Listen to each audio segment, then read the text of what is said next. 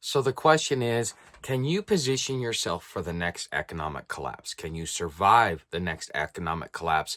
And what do you think the next economic collapse is going to look like? We're not talking about 2008 or the 1970s or 1989 with Black Friday. We're talking about Great Depression 1929. Now, as of recently, Donald Trump, in one of his speeches before his inauguration, had mentioned that the United States is going into a depression. So, how do you position yourself and how do you survive something like that? And that's what we're going to talk about in today's video. A lot of people like to use 1929 and be able to draw correlations between it. So let's talk about some basic stats that happened and what the differences are between 1929 and now, and how you can be affected now versus how people were affected back then. Because in 1929, actually, before the stock market crash, you had something around $29 and some change in circulation per person. By the time all the banking collapses happened, you had $16.50 in circulation per person. So you had an actual collapse of the money supply.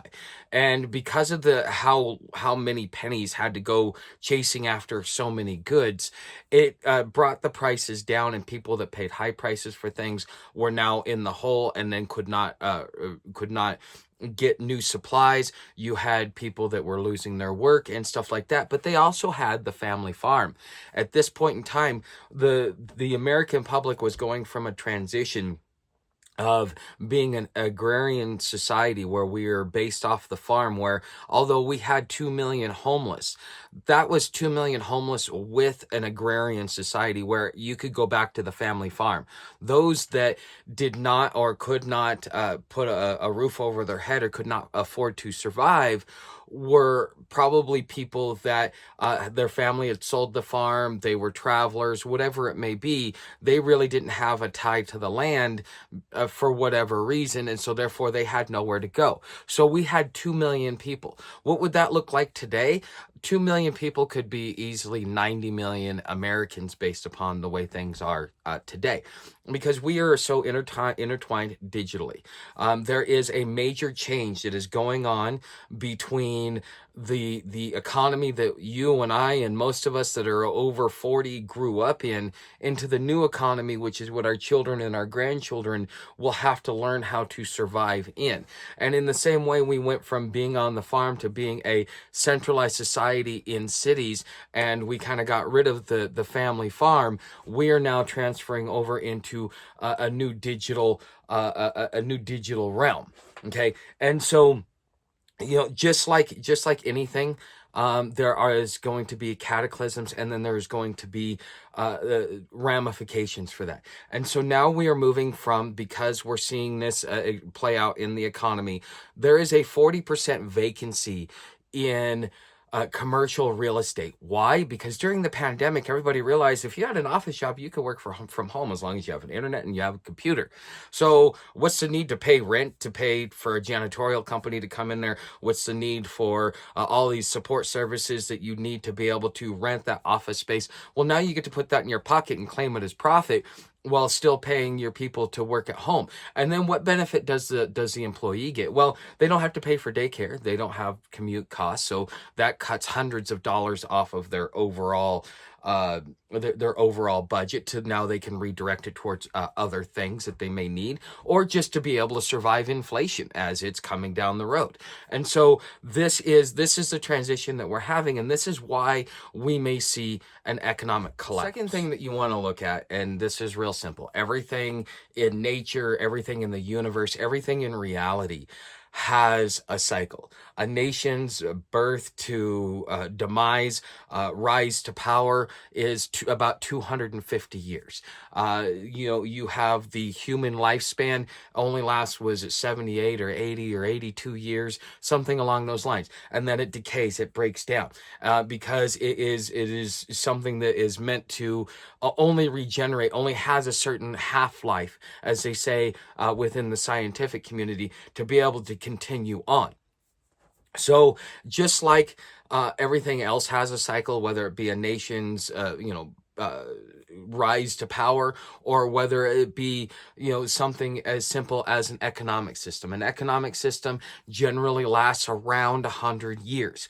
The Federal Reserve was put in 1912, so that means the 100-year mark would have been 2012, which they then apparently signed a 100-year charter with the Federal Reserve in December of 2012, for those of you that were not paying attention. But an economic system, or a money system, only is going to last for so long, and 100 years is about that. Just like dictatorships generally don't last longer than 100 years. They are not something that's perpetual for various reasons, and I'd recommend you listen to Dr. Jordan Peterson's lecture on that. Okay.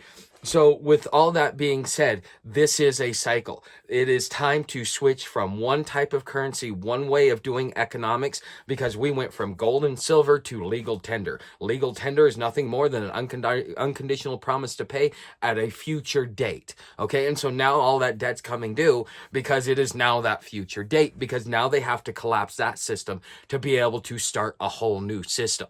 Okay, and so what is that system going to look like? We're hearing things about digital currency. The World Bank has already put out edicts and directives to tell all the other central banks that they need to start moving towards a digital currency. That means they're going to have to start using blockchain technology. But how do you transition people from that? Because just like you had people that still wanted to fight the banks because their note was in gold and silver, it had nothing to do with this legal tender. And there was even court cases that were won because in 1967 in Minnesota, there was a gentleman who said, what risk did the bank take? Well, the bank didn't take any risk, and so therefore, since there was no risk, there was no loss, and so therefore he got to keep his property free and clear. Because this is the transition, this is the jumbling up, the catastrophes that happen as we change direction economically as a nation. So now that we kind of have an idea of what is happening, why this is happening, how do we prepare for this? What are some things that we can do? Well, you've already heard me start to talk on this and to hint on this, and I think that this is something that you as an individual need to consider. Now, on March 5th, I will tell you I am doing, it's going to be a live stream. I'm actually doing it at the local library, where I'm going to do an introduction into the digital economy, what it is, how you make money, and all these different things. I'm going to be talking about it a little bit here and there, but the money system is changing. So here's the thing.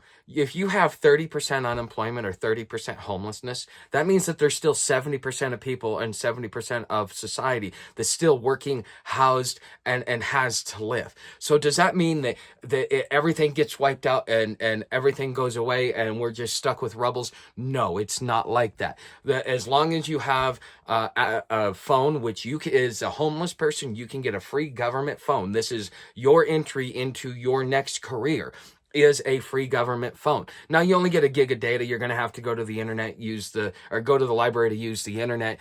You're only going to get like a couple 100 minutes on it, but it is what it is. It's there, and what you're really looking at is the technology, not the service, because, if you're homeless, you know how to get to a free internet signal so that you can sit there on your phone or sit there on a computer and do something.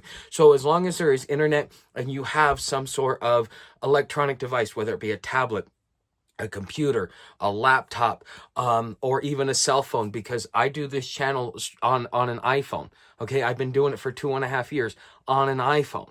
Okay, it does not have a high barrier to entry, and you are getting assistance to get into this realm of the economy. Now, there's many different things that you can do. You can do the creator economy, that's what I'm in. And so I go on Fiverr and Upwork, and I look for people that can do video editing, thumbnails, copywriting, that will do SEO, and all these different things to support me as a creator. That's the creator economy. You also have the business economy. So one time on Fiverr, I decided to do appointment settings for some sales agent. I don't remember what type of sales that this person was doing. I think it had to do with mortgages or something like that. And so I was setting up appointments, and I was making phone calls. I had a phone, and I had a computer to where I could take that Excel spreadsheet and go down the list of numbers that was given to me. And so therefore, if I'm used to call center work, I can still go in there and do something like that. Now, let's say you're into something like you're a handyman, or you're a farmhand, or you're a tow truck driver, or a plumber, or an electrician, or a remodeler, stuff like that. The digital economy is going to be much different for you. See, back in the day, back when I first tried to start my first business, way back when, if you wanted to do something, you had to have flyers. You had to pay for. You were the digital realm. The digital advertising was just coming in, so you would pay like 3 cents per impression, and you get 50,000 impressions, and so you have all these websites that would come to you. Or you'd have to put out business cards, flyers, go to networking events, host events, sponsor events. You'd have to do something to get your name out into the community so that you could actually grow big enough so that you could either hire people or just have a really fat income as just a freelancer. Okay. And what you have now is everybody that wants to do business. Nobody wants to go into a store because of the aggressive sales tactics and some of the shady things that some of these companies put these employees into as far as positions, to where they're being forced to do things that they themselves don't even really like, but they want a job so that they can have a house, so that they can have food, so that they can pay their bills. So therefore they submit and they do to that. The average person doesn't like being subjected to that. I can get a better deal online because why?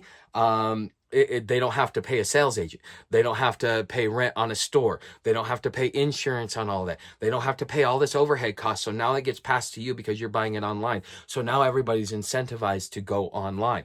So in the digital economy, what you are doing is you are either figuring out how to assist marketing agencies in their advertising, whether it be writing copy or thumbnails or other support services that they need, supporting the small business owner, and then supporting the local community with in-person services. And all of this is going to be done in the digital realm. When I had my janitorial business, the reason why I was able to be successful the way I was and always have plenty of clients was because I understood the digital marketplace and the digital footprint. So I stuck a lot of effort into doing the digital marketplace, and creating my digital footprint. That's a Google My Business, because that travels with you wherever you go. As long as you can receive a card to do an address verification, it can go anywhere you want. So therefore, you're not tied down to it. Your reputation goes with you. It's not like you go from one area to another area. You got to apply for a new job, and then you got to have all this and this and that and the other. You are actually able to take your reputation with you wherever you go. So Google My Business, having a website done through a company I really liked, if you are a business owner or thinking about going this realm, is 99 Calls. I love the way that they did the billing. They did really great on the way they do the SEO. I think that they're a little bit behind the ball because social media is now where you should be doing a bulk of your advertising, but it's a kind of a tricky game to get into. But as a business owner, a freelancer, somebody that wants to work in the digital economy, somebody that has talent and skills, this will cause you not only to level up your skills, because here's the thing, now you can go on YouTube and learn any skill you want absolutely for free. And so the only thing that's holding you back from opportunity, the only thing that's holding you back from surviving any type of economic collapse is you. All right, guys, thanks for being here. I hope you learned something. I hope this kind of helped motivate you to start considering the digital economy. Hey, I'm supported by crowdfunding, which is, your tips down the tip jar, your memberships over on Patreon. So if you found value in any of this, or you think that you want to learn more, one, become a subscriber, share, comment, all that stuff. But consider leaving a donation down in the tip jar. Thanks for being here, and I will see you in the next video.